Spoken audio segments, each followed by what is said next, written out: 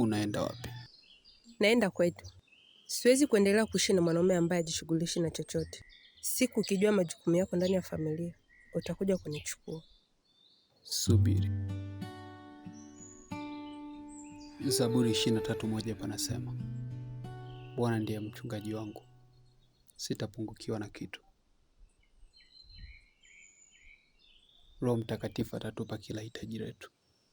Timotheo wa kwanza 5:8 panasema, lakini mtu asiyewatunza walio wake ameikana imani, na sisi hatujatunzwa hata kidogo. Mathayo 6:34 panasema tusisumbukie kesho. Imani tu inahitajika. Bwana atafungua milango. Yakobo 2:17 panasema, imani bila matendo imekufa. Hatuli imani, tunakula chakula.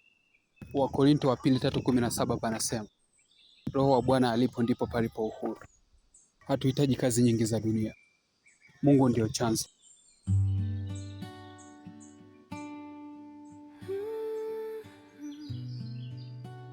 Yeye asiyefanya kazi na asile. Wathesalonike wa pili 3:10. Lakini kila siku tunakaa bila chakula, bila msaada. Zaburi 145:15 panasema, Bwana atawapa riziki zenu kwa wakati wake. Subiri tu. Imani inajaribiwa. Lakini mimi nimechoka kusubiri chakula kisichoonekana. Wakolosai 3:2 panasema, msitafute vitu vya duniani. Hivi vitu vyote ni vya kupita. Timotheo wa kwanza 5:8 panasema, lakini mtu asiyewatunza mke na watoto wake amekana imani. Mungu pia anaagiza uwajibikaji, na sio maneno tu. Zaburi 34:10 panasema kuwa Bwana atawajaza wale wanaomtumainia.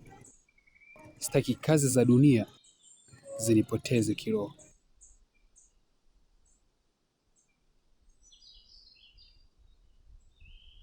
Lakini imani yako imejenga ukuta kati yako na familia yako. Roho Mtakatifu atafungua macho yenu.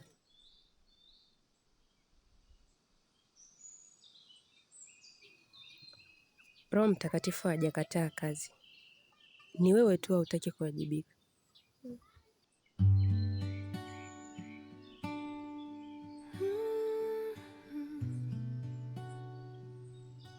Mathayo 7:16 panasema, kwa matendo yao mtawatambua.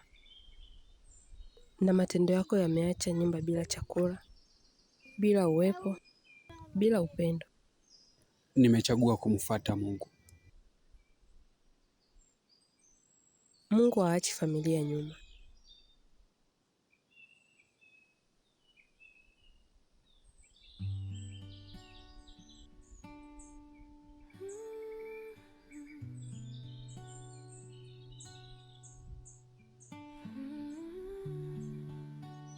Roho Mtakatifu ataturudisha pamoja. Lakini sasa, hata imani bila matendo katika familia yangu haiishi. Nakupenda kwa moyo wote, penzi halisi si la kuigiza.